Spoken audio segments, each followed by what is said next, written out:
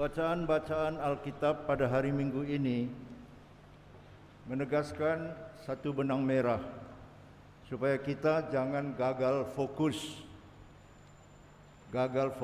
untuk mengikuti Tuhan. Kitab Yesaya dalam bacaan pertama pasal 66 adalah penegasan kepada bangsa Israel supaya berkiprah hanya kepada Yahweh. Begitu surat Galatia, surat kepada jemaat di Galatia. Kata Paulus, aku tidak akan bermegah kecuali dalam salib Tuhan kita Yesus Kristus. Dan Paulus menutup penggalan surat Galatia tadi, semoga roh Yesus Kristus menyertai kalian. Injil Lukas pasal 10 hari ini sama. Yesus memberi nasihat-nasihat pastoral kepada mula-mula kawanan 72 orang yang mengikuti dia supaya fokus.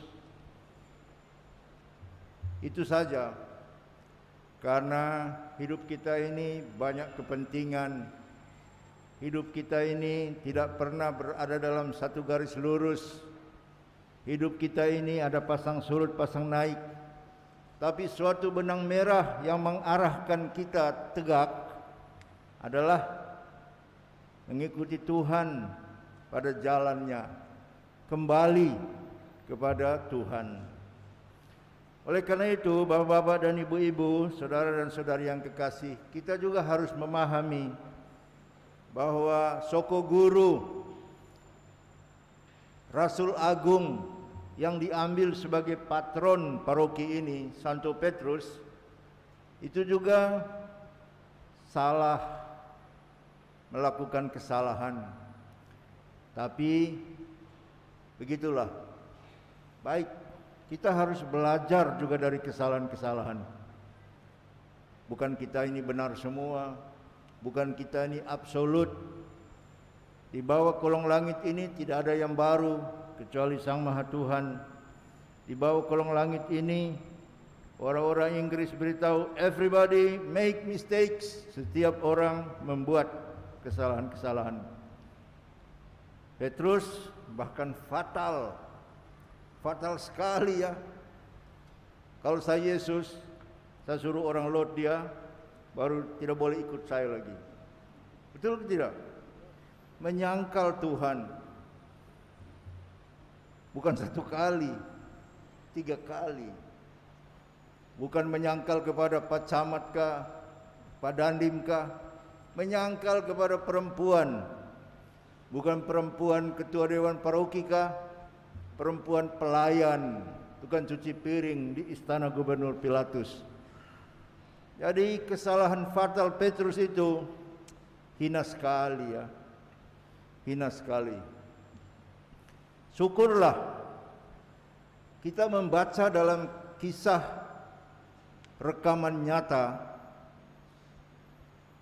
bukan hanya kemendesakan, tapi segera Petrus bertobat dan menarik sesuai dengan penyelenggaraan ilahi. Kata-kata Yesus sebelum peristiwa itu terjadi, sebelum ayam berkokok, kau akan menyangkal saya 3 kali.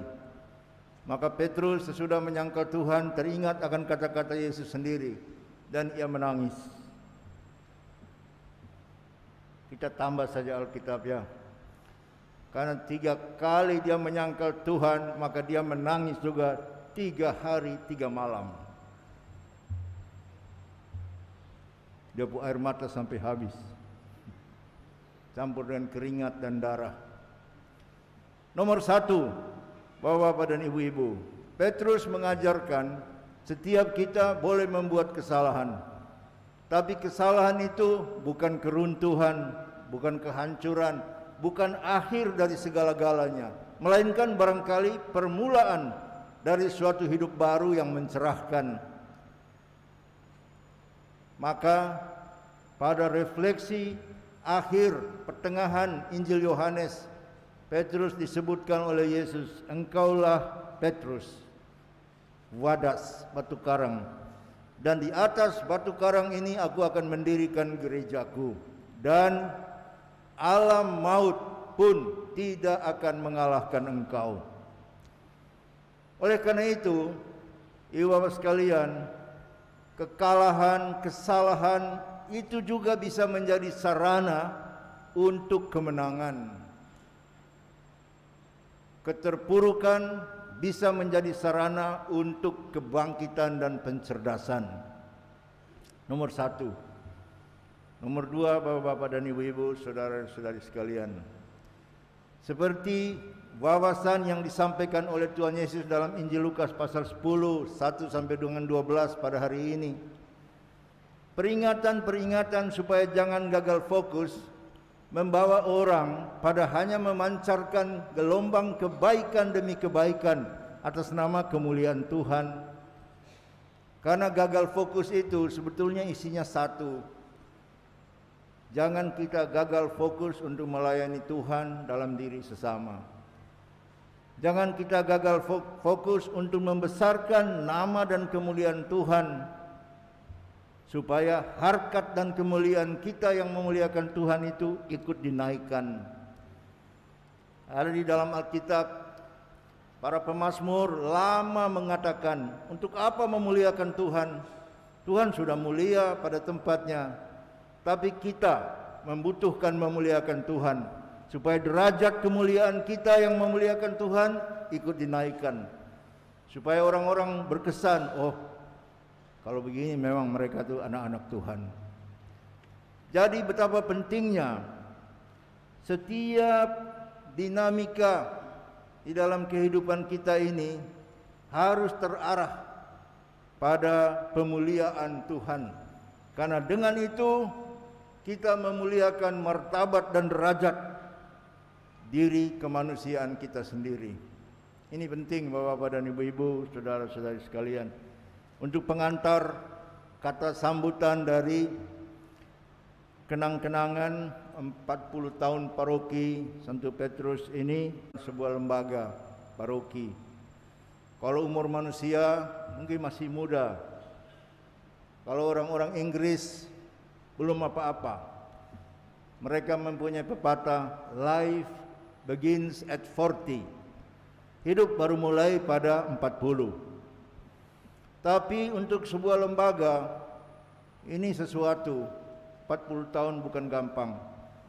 Tapi pencapaian ini bukan tanpa gejolak, bukan tanpa derita, air mata, kerja keras, pengorbanan dan rupa-rupa. Banyaklah. Kita bisa deretkan satu demi satu, tapi mungkin terlalu panjang. Dan khotbah ini tidak bisa merangkum segala-galanya. Tapi yang jelas, kepahitan apapun bentuknya harus selalu berbuahkan kemanisan. COVID-19 memang mematikan, tapi dia juga memberi pencerahan bagi alternatif pemikiran baru, bagi paradigma baru, katakan begitu saja, supaya orang lebih berpikir, orang lebih mengantisipasi, dan pada puncaknya orang lebih meluruskan dan menjernihkan cara hidup. Begitulah setiap pencapaian masih selalu mengingatkan kita akan pekerjaan-pekerjaan rumah. Di depan masih ada banyak pekerjaan-pekerjaan belum selesai. Karena itu kita mohon berkat Tuhan. Sama seperti murid-murid yang diperintahkan supaya jangan gagal fokus itu, sama seperti Paulus dalam surat kepada Galatia yang ditutupnya, semoga Roh Kristus menyertai kalian. Kita juga sesuai dengan amanat Injil Lukas pada hari ini, semoga Tuhan yang mempunyai karya, Tuhan yang mempunyai tangan, kuasa, kuat, dialah yang terus hadir dan beserta dengan kita. Dialah yang terus berada untuk pemuliaan namanya, karena dengan itu mengangkat derajat kemuliaan kita. Saya yakin dengan keyakinan-keyakinan kecil seperti ini, langkah-langkah besar dapat kita lakukan. untuk membawa terus paroki Santo Petrus Remu ini kepada cita-cita luhurnya, membesarkan nama kemuliaan Tuhan yang mengangkat kita sebagai anak-anaknya. Dalam nama Bapa dan Putra dan Roh Kudus. Amin.